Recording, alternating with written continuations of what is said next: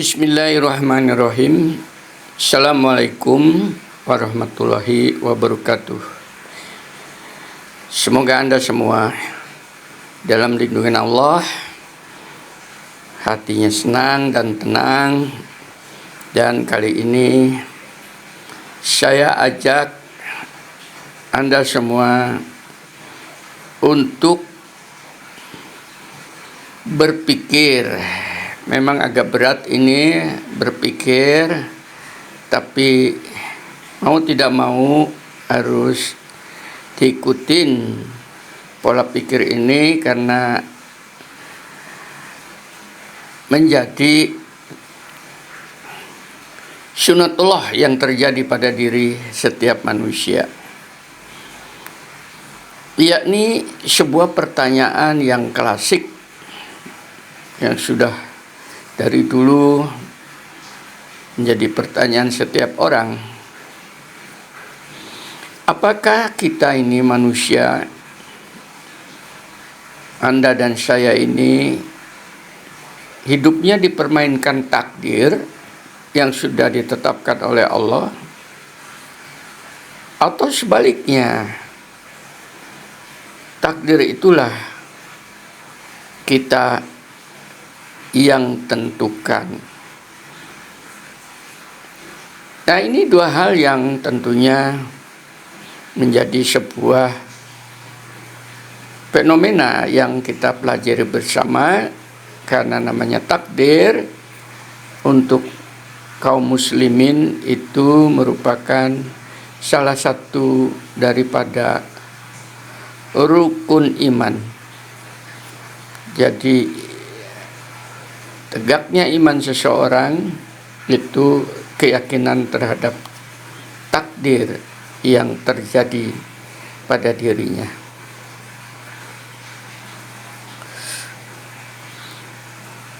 Sehingga dengan pertanyaan itu akan muncullah pola pikir yang lebih jauh. Kalau takdir sudah ditentukan, lalu apa fungsi daripada doa? Kalau doa itu berfungsi, apakah takdir itu dirubah oleh doa? Dan bagaimana dengan hukum sebab akibat di dalam alam ini?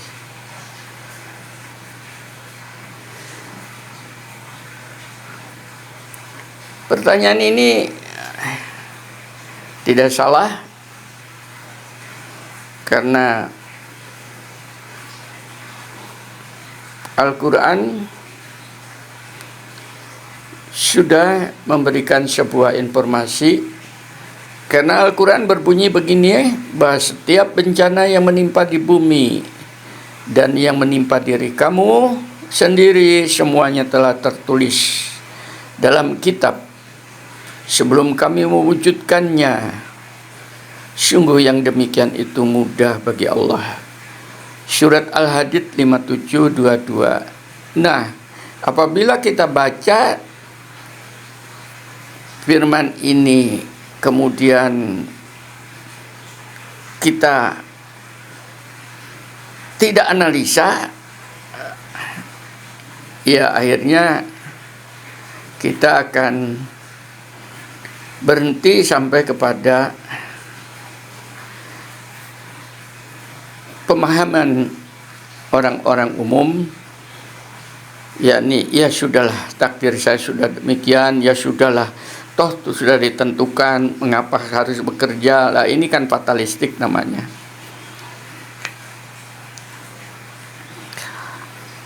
Maka saya mencoba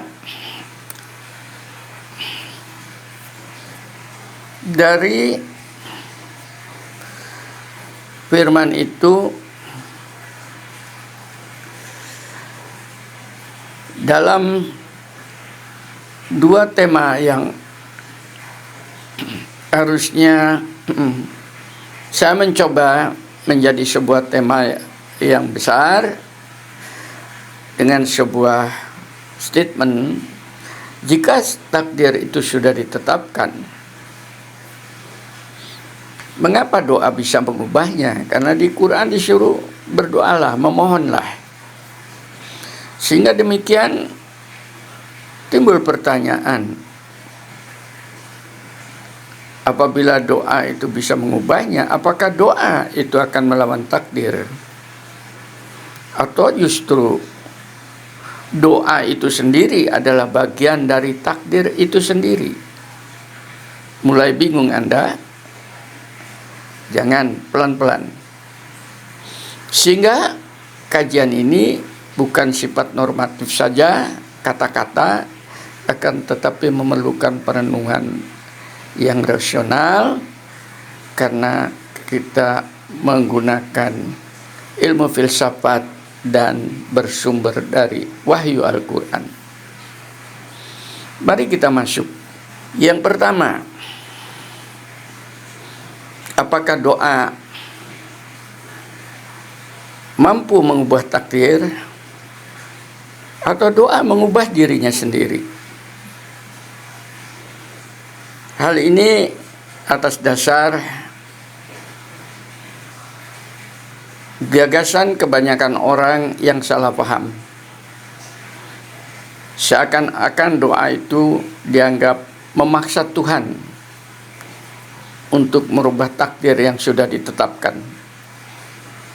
Seperti dalam firman tadi, sebelum diwujudkan sudah ditetapkan. Maka dengan doanya orang itu tadi, maka Tuhan dipaksa untuk merubah takdir yang sudah ditetapkan.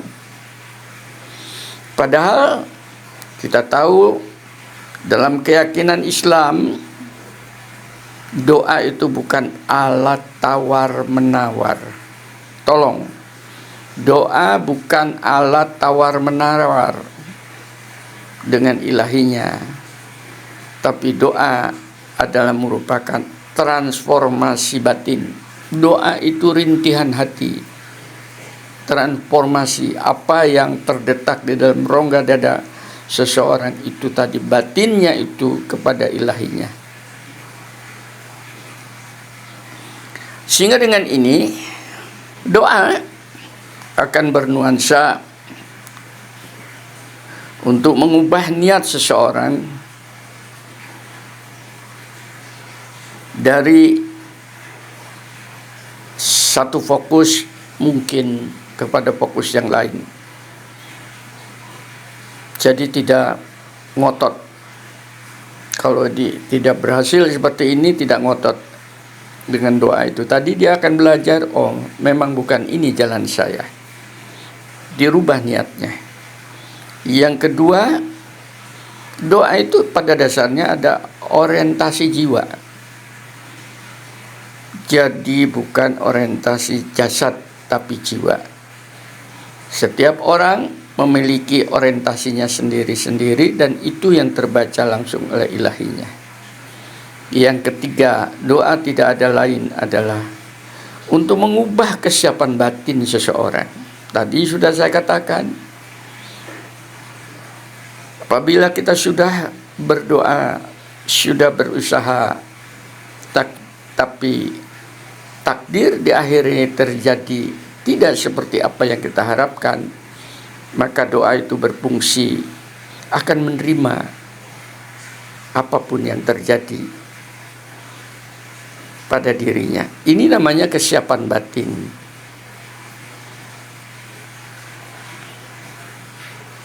Maka ketika orang itu sudah siap menerima batinnya seperti itu, diri dia akan berubah, maka lintasan hidupnya itu akan berubah. Contoh yang paling gampang adalah orang sakit. Tidak ada seorang pun yang ingin sakit, semuanya ingin sembuh. Memohon, berusaha ke dokter, berusaha menahan makanan dan sebagainya demi kesembuhannya. Tapi toh dia tetap sakit apabila batinnya dengan doa dan sudah siap itu dia akan terima, maka pada saat itu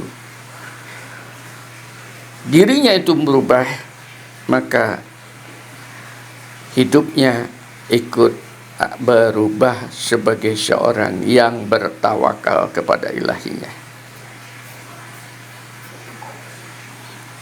Dalilnya adalah surat Ar-Ra'd ayat ke-11. Sesungguhnya Allah tidak mengubah suatu kaum sampai mereka mengubah apa yang ada pada diri mereka sendiri.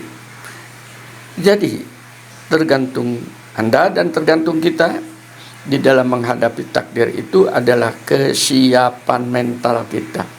Kita boleh berdoa, kita boleh berusaha, tapi tolong kesiapan batin juga harus kita siapkan. Mana kalau Anda sudah siap batinnya untuk menerima takdir yang sudah ditetapkan Allah itu tadi, maka Anda telah mengerubah diri Anda itu menjadi orang yang tawakal. Maka insya Allah Allah akan merubah dan itu menjadi bagian daripada kesabaran Anda, kemenangan Anda di dalam menghadapi musibah yang menimpa dirinya. Sehingga dengan demikian doa bukan mengubah keputusan Allah, tetapi doa mengubah agar manusia itu layak, mampu untuk menerima keputusan yang lain. Jadi mungkin ada sesuatu di balik itu yang kita tidak tahu. Kesana bergesernya dari satu takdir ke takdir lain. Mudah-mudahan Anda paham. Dari jenisnya,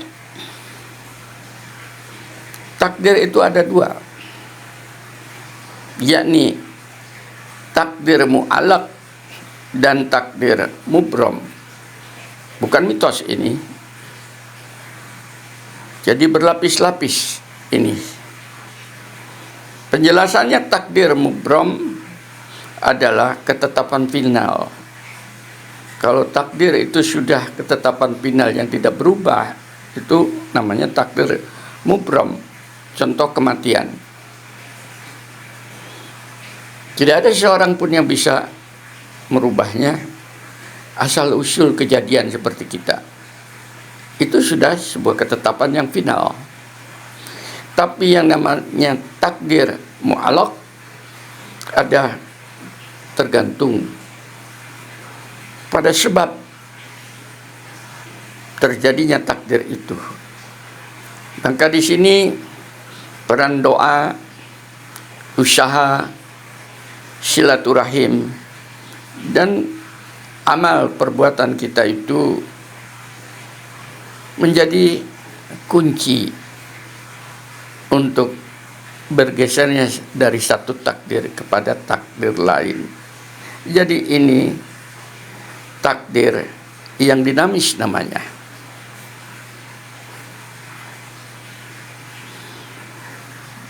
Dan hal yang demikian ini disampaikan oleh Rasul tentang dinamika itu tadi melalui sabdanya.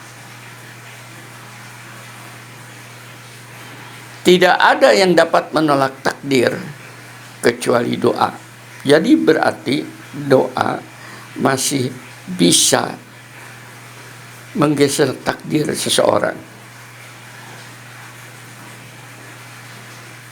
Sehingga dengan demikian secara filosofis di sini doa bukan untuk melanggar sistem yang sudah ditetapkan oleh Allah. Namun doa merupakan bagian dari sistem itu sendiri, sistem sebab dan akibat secara metafisis yang kita tidak nampak, tapi itu ada. Di sini peranan manusia diperkenankan, dan inilah sebabnya Al-Quran mengatakan, wa idza salaka ibadi anni fa inni qarib ujibu da'wata da'i idza da'an falyastajibu li wal yu'minu bi la'allahum yarsyudun.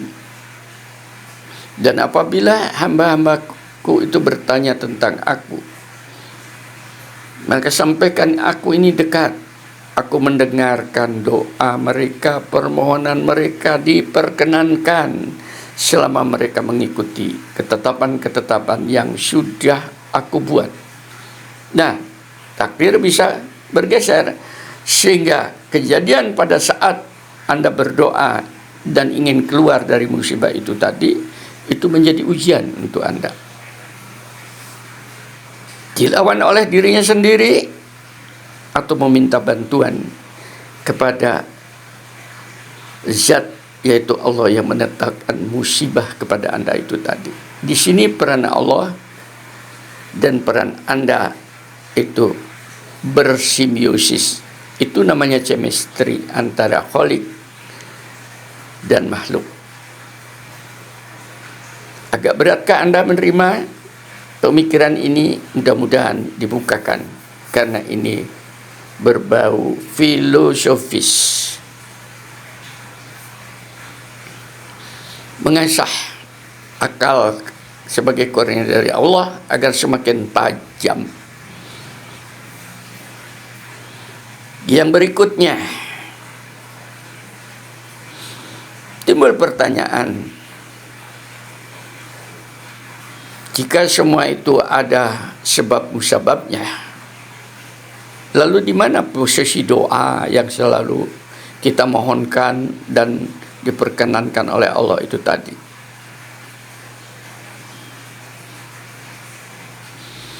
Maka ketahui oleh Anda bahwa pada diri kita ini kita dihadapkan kepada dunia, dua dunia, dunia fisik dan dunia batin. Apabila berhadapan dengan dunia fisik, pasti sebab menjadi musabab itu tadi adalah materi, benda. Tapi apabila kita berhadapan dengan dunia batin, maka dia punya sebab yang bersifat spiritual. Tolong ini diterima sebagai sebuah sunatullah, ketetapan ilahi yang harus kita yakinin, karena kita tidak bisa keluar dari dunia itu. Sehingga dengan pemahaman itu,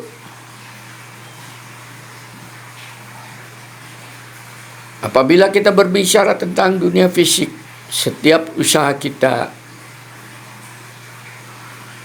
akan menjadikan terjadinya sebab yang sifatnya lahiriah, kelihatan mata. Sementara doa kita akan melahirkan sebab batiniah.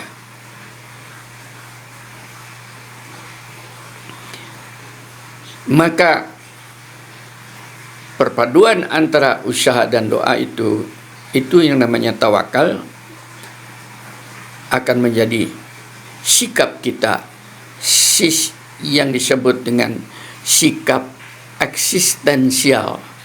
Eksis itu keberadaan kita, siapa jati diri kita itu pada tingkat tawakalnya ini. Dan ini sudah disampaikan oleh pendahulu kita, misalnya Ibnu Sina, karena dia seorang ilmuwan. Dia mengatakan sebab yang sifatnya fisik itu hanya bekerja di alam fisik. Sementara Al-Ghazali, seorang ahli tasawuf, dia mengatakan sebab tidak bekerja sendiri. Sebab itu selalu harus ada izin dari Allah. Dia tidak bisa bekerja tanpa izin Allah. Sudah berbeda. Yang satu ilmuwan, yang satu ahli sufi. Sehingga dengan demikian Anda bisa mengambil garis menarik benang merahnya. Doa bukanlah merupakan alternatif usaha. Jadi doa itu bukan merupakan usaha yang dengan doa itu kemudian sesuatu itu berubah. Tapi doa itu akan menyebabkan terjadinya dimensi lain atau dunia lain dengan munculnya sebab kejadian itu. Kalau Anda sulit untuk memahami, letakkan saja, ikutin uraian berikutnya. Muncul pertanyaan, mengapa kadang-kadang doa itu atau bahkan sering tidak terkabul?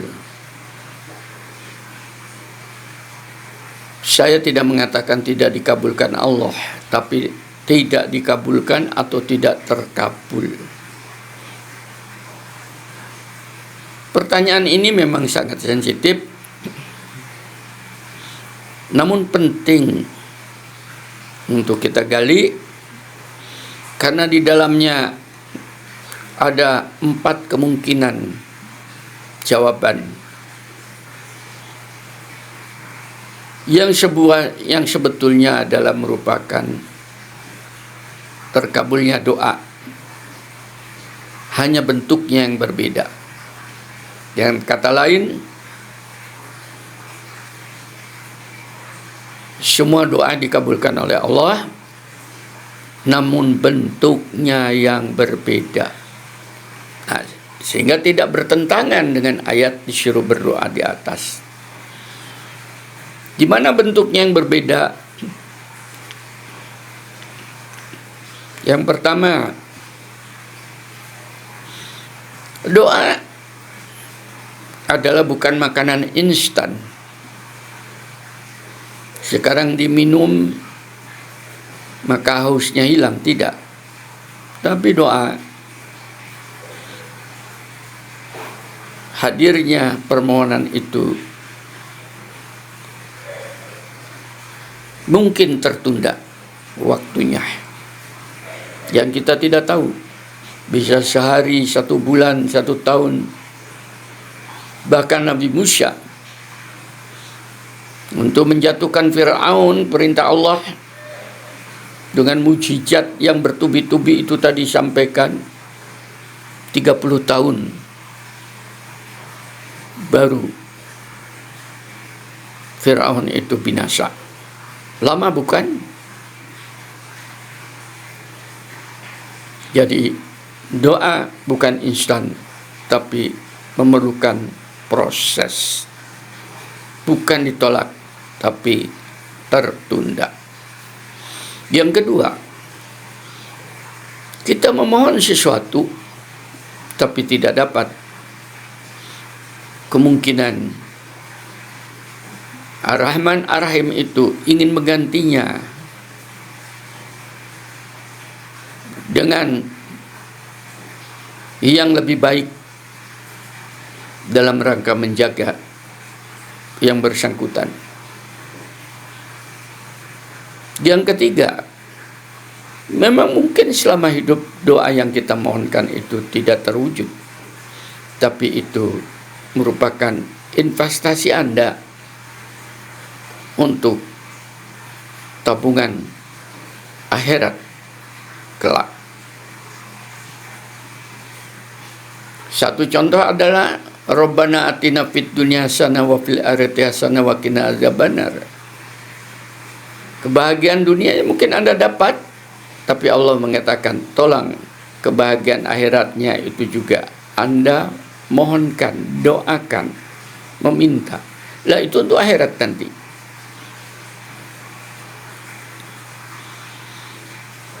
Dan Al-Baqarah ayat 216 itu mengatakan, boleh jadi kamu membenci sesuatu, padahal ia baik bagi dirimu.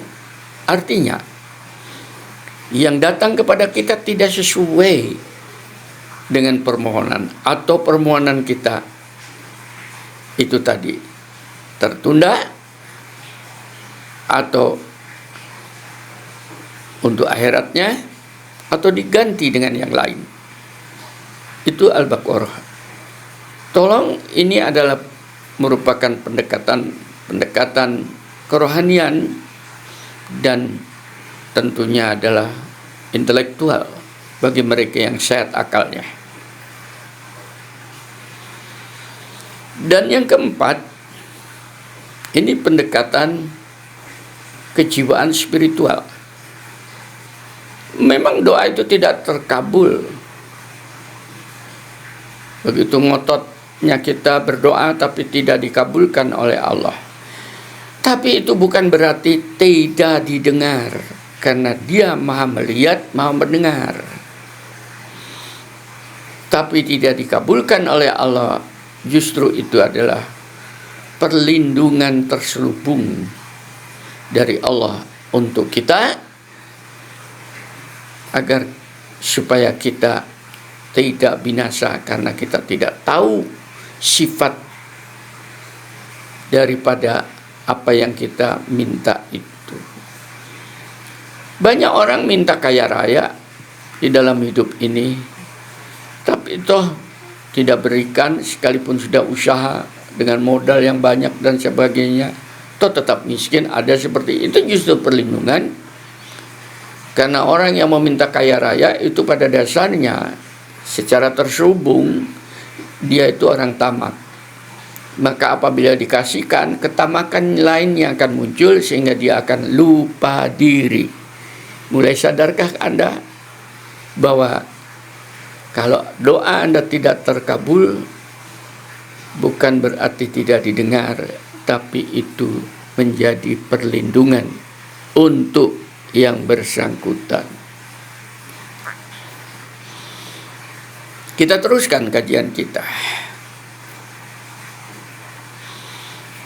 Tadi disampaikan terjadinya chemistry yang kemudian membentuk manusia yang tawakal namanya. Saya ingin meluruskan kata-kata tawakal itu. Tawakal itu adalah kepasrahan total, atau tawakal itu merupakan puncak dari kesadaran seseorang. Agak beda. Karena kesalahan-kesalahan umum, tawakal diartikan adalah sudah lepas tangan. Itu tidak sama tawakal dengan menyerah, berbeda. Tawakal itu bukan menyerah. Dan tawakal itu bukan bersifat pasif. Tapi tawakal itu adalah ketenangan seseorang untuk menghadapi takdir yang akan terjadi setelah tanggung jawab usaha yang dilakukan itu, yang diperbuat itu dilaksanakan. Itu tawakal artinya. Dan Rasul pernah menegur sahabat dikala sahabat itu melepaskan untanya ingin bertemu dengan Rasul. Kemudian Rasul mengatakan, coba ikat untanya itu. Sahabat mengatakan, ya Rasulullah, aku bertawakal kepada Allah. Toh Allah yang akan menjaga. Diluruskan oleh Rasulullah, bukan seperti itu. Ikatlah dahulu unta kamu itu, lalu bertawakal kepada Allah. Itu namanya tawakal. Jadi ada ikhtiar, setelah ikhtiar dilakukan, maka kita bertawakal Allah di sana. Dengan demikian secara filosofis tawakal bukan merupakan hasil tawakal itu. Tapi tawakal adalah bentuk wujud siapa diri Anda sesungguhnya pada saat hasil atau takdir itu datang menyapa Anda.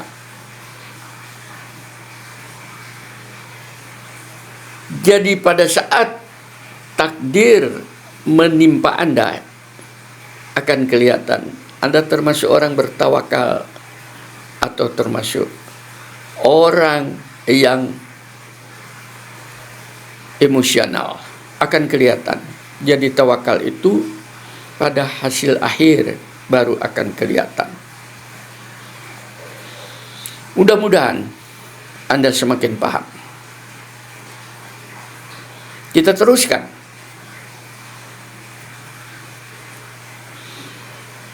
Muncullah istilah adanya takdir, doa, dan kedewasaan jiwa seseorang. Maka dapat disimpulkan sebagai berikut. Takdir hendaknya diterima sebagai sebuah kerangka besar yang sudah disiapkan oleh ilahinya, yang kita tidak tahu dari ilahi. Ikhtiar adalah langkah kita, usaha kita untuk mewujudkan kerangka itu menjadi bentuk yang sempurna.